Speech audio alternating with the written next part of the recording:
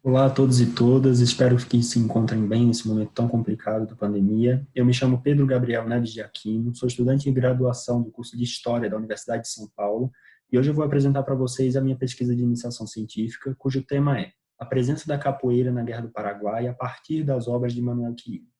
Nessa pesquisa eu fui orientado pela professora doutora Maria Helena Pereira Toledo Machado, do Departamento de História da USP, e contei com o apoio financeiro do CNPq por meio de uma bolsa PIBIC. Pois bem, um breve contexto histórico. Como é que a capoeira foi parar na Guerra do Paraguai? Essa é talvez a primeira pergunta que se faça, né? A capoeira do século XIX e também do século XX era uma capoeira bem diferente da capoeira que a gente tem hoje. É uma capoeira que era considerada muito, vamos dizer assim, uma prática muito violenta, uma prática muito associada a gangues, a violência, a banditismo, né? E posteriormente teria até associações com capangagem política, né? Enfim, era uma prática que era reprimida efetivamente pelo Estado durante boa parte do século XIX e XX. Era perseguida pela polícia e capoeiras poderiam ser presos por capoeiragem. Né? Enfim, quando estoura a Guerra do Paraguai, em 1864, 1865, ela se torna uma coisa muito grande, muito rápido. Então gera uma mobilização de diversos setores da sociedade brasileira, voluntariamente ou forçadamente. E entre os capoeiras isso não é diferente. Esses grupos que eram praticantes de capoeira, muitos deles, muitas pessoas de vários grupos vão voluntariamente para o fronte, por questões de valentia, de buscar se tornar a liderança do grupo mostrando bravura, se destacar, né, a chance de virar herói, assim como outros vão coercitivamente, vamos assim dizer, coercitivamente, são levados para o fronte, porque foram detidos pela polícia cometendo um crime, então podem ser enviados ali para pagar seus delitos com a sociedade, né, lutando por ela, por assim dizer. Né? Mas, enfim, o que Quirino tem a ver com isso? Afinal, quem foi Manuel Quirino? Manuel Quirino foi um autor intelectual negro, nascido no século XIX na Bahia, que dedica boa parte de sua vida e de seus escritos para defender e valorizar as heranças afro-brasileiras no Brasil. Né? Ou seja, ele valoriza o negro, ele valoriza a herança negra no Brasil, a herança africana, e aquilo que a gente constrói aqui a partir disso. Quando Quirino escreve sobre a capoeira na Guerra do Paraguai, surge a questão, por que ele escreve sobre a capoeira? É interessante dentro do rol de coisas que ele gosta de pesquisar, por assim dizer, mas o que ele escreve sobre a Guerra do Paraguai? Porque ele aborda diversos aspectos, né, das culturas afro-brasileiras do Brasil, especialmente da Bahia. Né? Então, entender o que Quirino escreveu sobre a capoeira na Guerra do Paraguai me motivou a pesquisar sobre esse tema.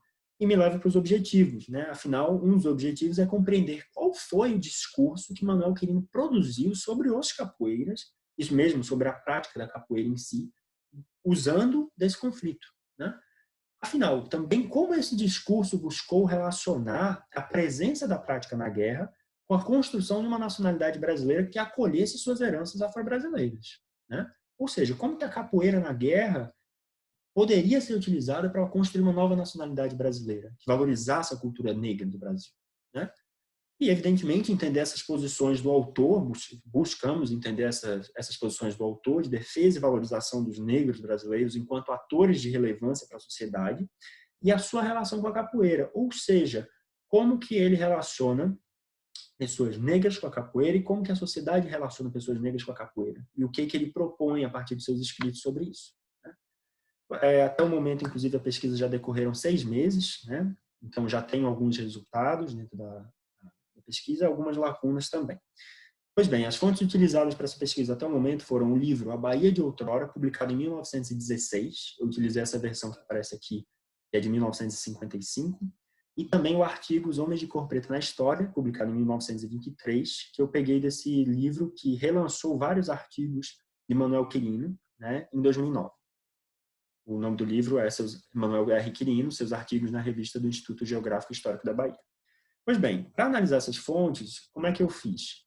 Utilizei de uma metodologia primeiramente, de comparação com análise bibliográfica, né? Ou seja, ler muita historiografia em cima de história da capoeira, mas também utilizei de uma comparação mais direta com fontes do Exército. Como assim?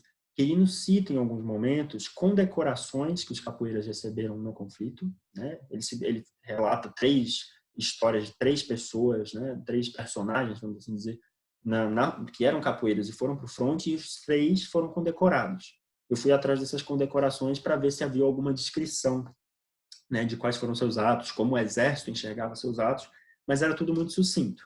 né? Busquei também os relatórios semestrais que ele apresenta no próprio texto, que os oficiais tinham que escrever sobre seus soldados, né? Mas eu não consegui encontrar sobre os capoeiras especificamente. Mas, enfim, acho que valeu a tentativa e, por enquanto, não achei. Tomara que ache logo. Mas, enfim, utilizei bastante também da historiografia para compreender os processos e aspectos mais específicos, né, de alguns pontos específicos, mas também de compreender os processos históricos mais amplos da história da capoeira como um todo.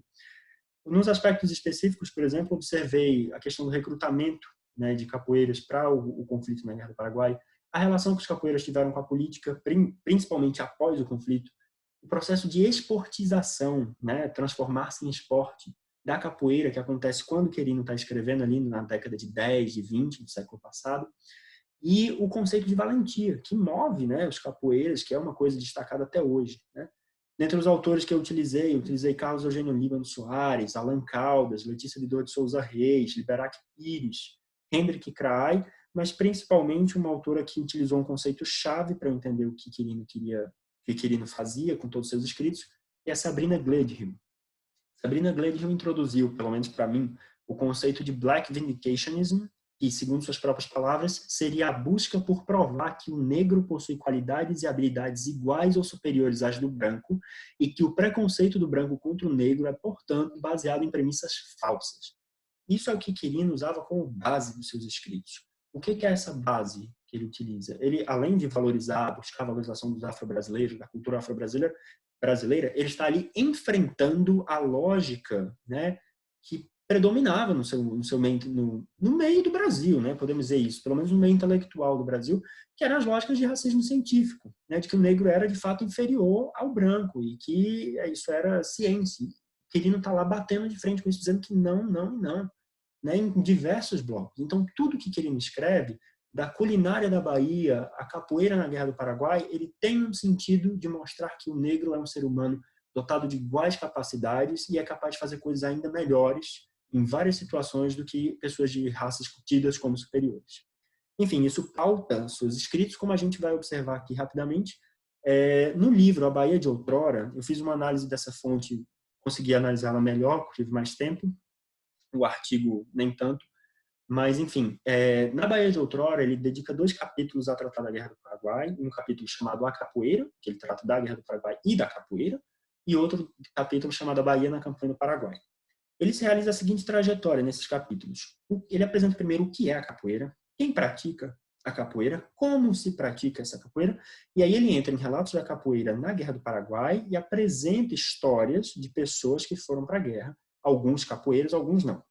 E como é que se dá? O que é relevante dentro disso? Ele apresenta a capoeira como um jogo atlético. E ele colocar o termo jogo não é à toa, né? A capoeira era tida como uma luta, como uma briga, como uma arma, uma ferramenta de arma para gangues. Então, ele colocar como jogo, primeiro ele está dizendo que pode ser uma coisa mais leve, por assim dizer, mais aliviada para as pessoas não ficarem com receio da capoeira existir, e também que pode ser uma coisa jogada, pode ser uma coisa lúdica, interessante, de que pode ser aprendida. Ele mesmo compara a capoeira com práticas europeias, tal como um outro cronista, né, Melo de Moraes Filho, havia feito uns anos antes. Né? Ele compara com práticas europeias, como a savate na França, o boxe na Inglaterra, né? Compara também com o jiu-jitsu japonês. Enfim, ele mostra que a capoeira poderia ser uma prática nacional, tal como o boxe se tornou no Reino Unido. Né? Enfim, ele está ali colocando a capoeira em par de igualdade com práticas esportivas, não necessariamente esportivas, mas práticas atléticas nacionais, que é o que ele, de alguma forma, está propondo aqui. Mas ele começa a entrar em quem pratica a capoeira logo em seguida. E ele mostra que há capoeiras de prática cotidiana, por assim dizer, prática esportiva, inclusive de classes mais abastadas, e há capoeiras de prática profissional, que vivem daquilo, que inclusive têm seus grupos e brigam, ele fala das brigas, né? Por Salvador. Inclusive, um adendo, é bom falar, ele está sempre falando aqui da capoeira da Bahia, nesse texto. Tá?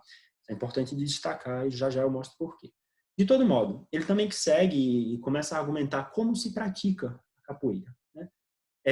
Movimentos com música, berimbau, atabaque, as canções, né, as ladainhas de capoeira, e isso não é à toa. No momento em que ele escreve, a capoeira estava sendo muito visada por intelectuais do período, especialmente no Rio de Janeiro, para se tornar um novo esporte nacional. Né? Só que o pessoal que estava propondo isso muitos deles propunham que a capoeira tinha que... Os movimentos da capoeira tinham que virar um esporte.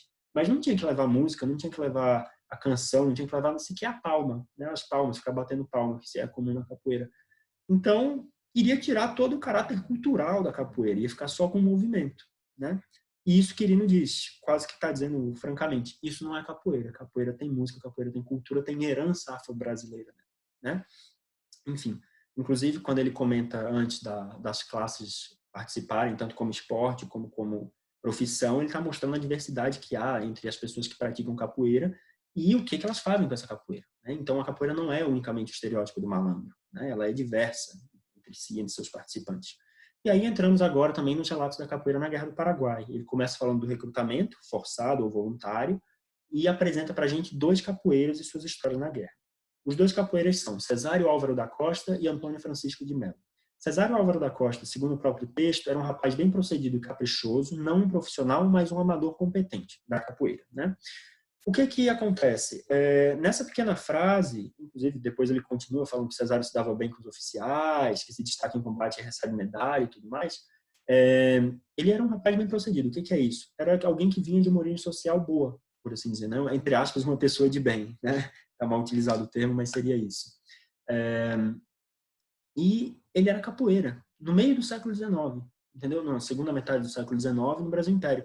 E ele estava bem com os oficiais. Então, o que é isso? Ele não é o estereótipo do capoeira malandro, ele não é um bandido. Ele vem de uma família normal, entendeu? Bem procedida, tem relações boas com pessoas oficiais e se destaca em combate. Então, assim, ele é uma amostra de que a capoeira é útil, vamos assim dizer. É útil e pode ser diferente. Agora, Quirino também não faz um maniqueísmo, ele mostra logo abaixo com Antônio Francisco de Mello, que Antônio Francisco de Mello era meio que quase um profissional, né? Ele tinha tendência para ser um destemido profissional. E que ele não tinha opiniões favoráveis pelos comandantes dos corpos militares e que ele tinha um jeito atravessado dos entendidos da mandinga. Ou seja, Francisco de Mello, ele era um brigão, né? Ele era um cara que entendia muito de capoeira, mas brigava, discutia e não era bem visto pelos oficiais. E mesmo ele, que se enquadraria melhor no estereótipo, se destaca em combate, ganha suas medalhas e é promovido. Ou seja, mesmo capoeira brigão tem sua utilidade. E é isso que Quirino fala para a gente logo em seguida. Trago estes 2 exemplos para justificar que a capoeira tem sua utilidade em determinadas ocasiões. Ou seja, a capoeira tem utilidade para a pátria, para o exército, para a valorização, para a defesa da nação. Então, ela é útil. Isso é Quirino pressionando o máximo que ele pode dentro do meio intelectual para dizer que a capoeira, entre aspas, é uma coisa legal, né? Seria quase isso, é uma coisa legal, uma coisa que a gente deveria valorizar. Né? E como eu já disse antes, ele fala isso da capoeira da Bahia. Bem no finalzinho do capítulo, ele comenta que a capoeira carioca tem uns elementos perigosos que a polícia precisou reprimir. Então, existe esse regionalismo muito díspare dele. Pois bem, nessa fonte ele aborda rapidamente que a capoeira é valorosa, que a capoeira é diversa, que ela é útil, mas ele omite alguns aspectos polêmicos, como sua associação com o banditismo, vínculos com a capinagem política.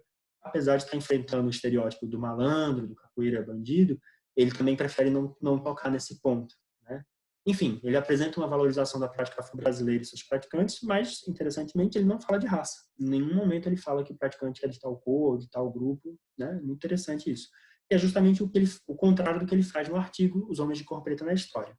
É um artigo bem mais sucinto, né? Ele expõe vários nomes relevantes de figuras negras para a história do Brasil, expõe o Cesário de novo, o mesmo capoeira que foi abordado agora, mas expõe um novo personagem, que é Marcolino José Dias. Ele não fala que Marcolino é capoeira, né? Mas Hendrik Kraai, pesquisador da UFBA, conseguiu confirmar essa relação de Marcolino com a capoeira. E é possível que Manuel Quirino soubesse disso, segundo a pesquisa do cara. Entretanto, ele repete alguns argumentos aqui, o Manuel Quirino, né? Mas ele destaca principalmente a cor dos citados. E isso eu pretendo trabalhar melhor no próximo período. Pois bem, relatórios, resultados parciais. Quirino promove a valorização da capoeira juntamente com a valorização dos negros. Quirino busca realizar tal valorização por meio de características como patriotismo, valentia, bravura e da utilidade da prática, para promovê-la no seu tempo, no século XX, lá atrás. Ele mostra que a capoeira é diversa e que seus praticantes, tanto nos seus praticantes, quanto nas relações que eles tinham com o resto da sociedade. E essa valorização da capoeira, a partir de sua presença no conflito do Paraguai, insere-se numa militância maior de valorizar as heranças negras e africanas para o Brasil. Aqui algumas referências.